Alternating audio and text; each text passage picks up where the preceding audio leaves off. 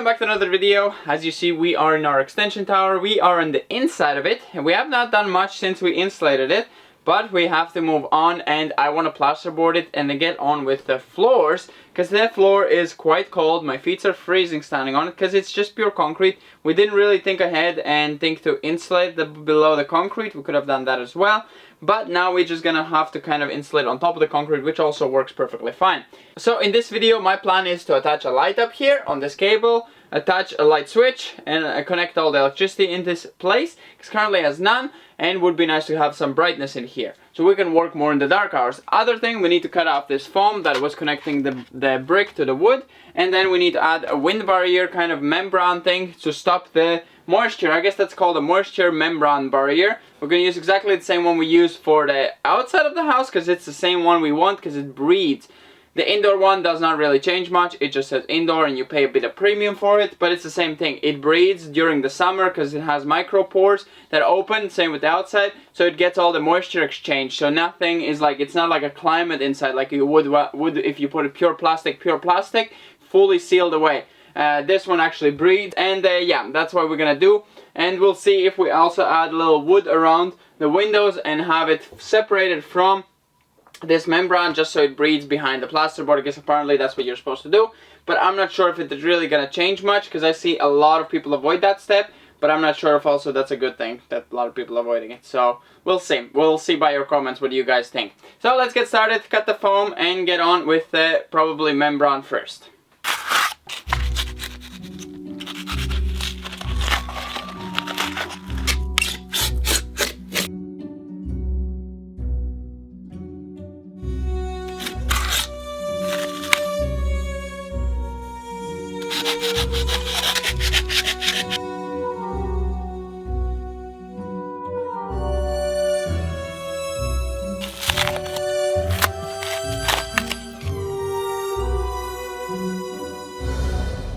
So we have removed the foam, it's all nice and beautiful, and this one here I did go in Google just to be sure that my facts are correct, and it does say interior exterior use, and it's the same exact material that you use. It's breathable, this one. Most of the materials, when you Google it for moisture kind of not letting through, is all going to be plastic sheets, but those are not the healthiest for wood, since they will cause moisture, not moisture but a different humidity, and yeah, it will build up in there and not breathe. So I rather want to go with more breathable membrane but still prevent the air from passing through. So yeah, I think this is going to be perfectly fine. If you have any other suggestions, let us know, but as far as I Googled, this is perfectly fine.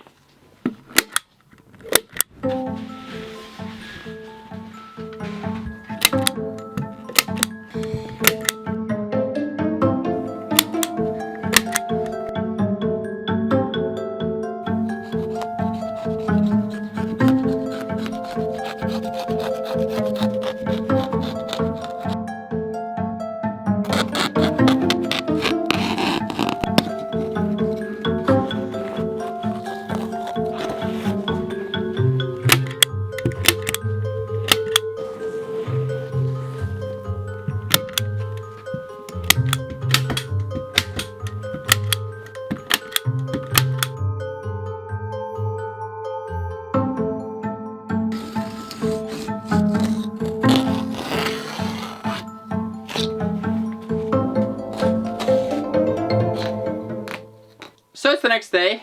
As you saw in the previous video, we did on the very top the wind barrier. So as we stopped here yesterday, we actually realized that we need to do the top first and then connect everything together. So we actually did that, and now we're gonna finish up with the walls. We don't have a lot left, and then we're also gonna do the lights. So let's get started and finish up the barrier.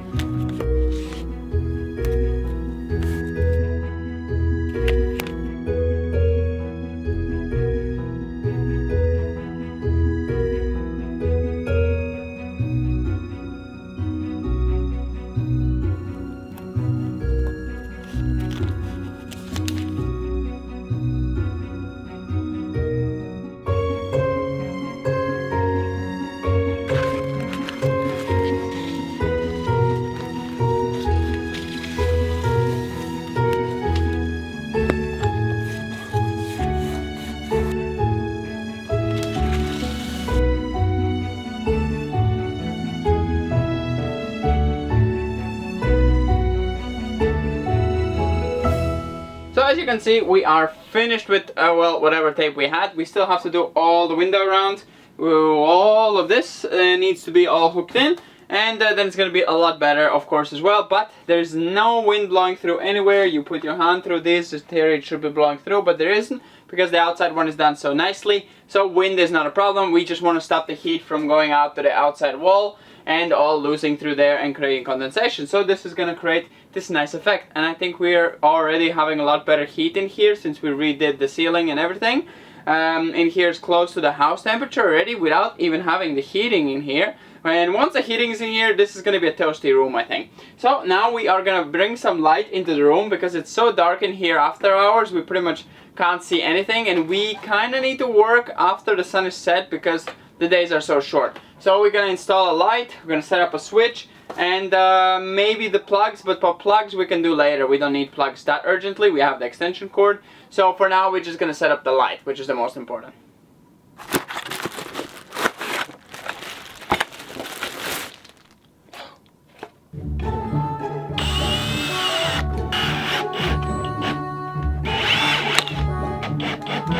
This much more cable?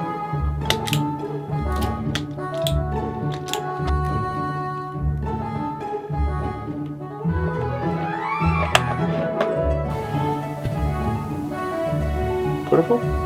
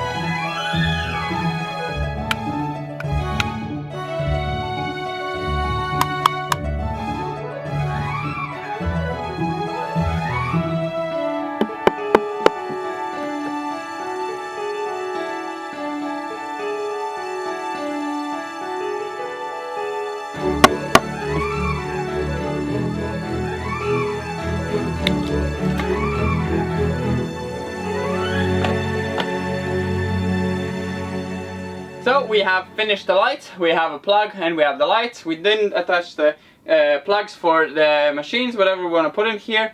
So for now we're just gonna have lights, which is the most important. But as you can see, it's already getting dark and it's only 2:30. At around 4 o'clock, close to 4:20, 4:10 is already sunset. So it's already getting dark. I mean, it's a dark day, but let's see how it brightens up the room.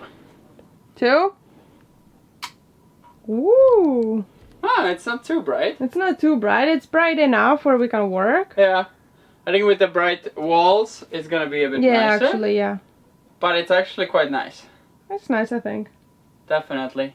Maybe singular light doesn't give the best effect. I think 4 smaller ones gives better yeah, effect. but we don't need really But a lot of here, light. I think Here's this more is like more than enough. here's more like a room that will have mood lights. Definitely we'll have small lights running. This one is just for whenever I have to do something. I don't know. See. I mean, it's pretty nice light. It's just, yeah, that if it's spread out in 4 pieces like in the rest of the rooms, it spreads the light more even and kind of disables pretty much shadows. Because now it creates a really harsh shadow behind me, where otherwise it would be on top of me and make no shadow. Yeah, but we, as I said, we rarely will probably need But that now we have light light in here, so we can actually work beyond sunset. And next up, I think, are The floors. the floors? Yeah, my feet are freezing, so. Okay. Floors are before the plastering, for sure. And that's kind of pretty much it with this video. I hope you enjoyed. Now we have light in here, and soon we're gonna have floors and walls and everything kind of done. Not so much more left to do, but I hope you enjoyed this video, and we're gonna see you next time whenever we do the floors.